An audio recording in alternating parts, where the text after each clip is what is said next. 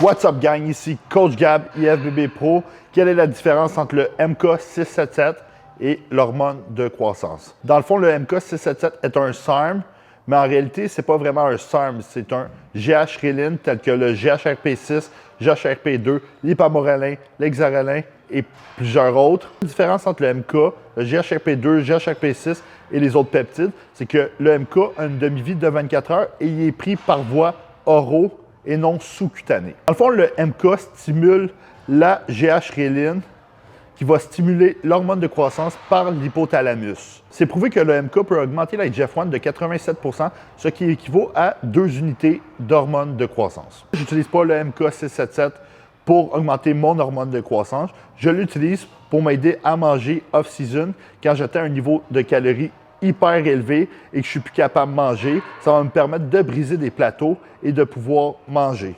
Pour quelqu'un qui n'a jamais fait de stéroïdes ou d'anabolisants, le MK677 va lui permettre de gagner de la masse musculaire parce que, 1, il va pouvoir manger plus.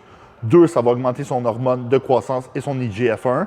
3, le MK cause une grosse rétention d'eau, ce qui va faire en sorte qu'il va peser plus lourd sa balance. Ça va aussi aider à ses joints puis à ses performances. Le MK, vu qu'il stimule l'hormone de croissance, il va t'aider à sécher aussi. Personnellement, j'ai utilisé du MK677 dans mon dernier off-season.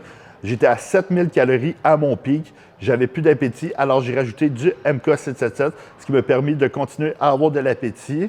Mais quand je l'ai arrêté, ce que j'ai remarqué comme effet secondaire, même en droppant mes calories, j'ai plus d'appétit pendant 6 à 8 semaines, ce que j'ai pas aimé. Ça nuit complètement à mon appétit, alors je ne pense pas en refaire dans le futur. Personnellement, j'utilise de l'hormone de croissance pour bâtir du muscle. Le MK677 a plusieurs effets secondaires. Il peut augmenter le sucre sanguin, augmenter la blood pressure. Il va aussi augmenter l'appétit énormément, ce qui est vraiment nuisible en préparation de compétition. Moi, je déconseille d'utiliser du MK677 en préparation de compétition parce qu'il augmente énormément l'appétit et ça va être nuisible lors de ta préparation parce que le but en préparation de compétition est de couper l'appétit pour couper tes cravings et t'empêcher de tricher. Le MK677, ce que j'aime pas, c'est qu'il n'y a pas d'études à long terme puis c'est pas approuvé par la science versus l'hormone de croissance, oui. L'hormone de croissance va te permettre de sécher, d'augmenter ton IGF-1 qui va augmenter ton hyperplasia musculaire, d'augmenter ta fullness, d'augmenter la qualité de la peau qui est un critère évalué en bodybuilding.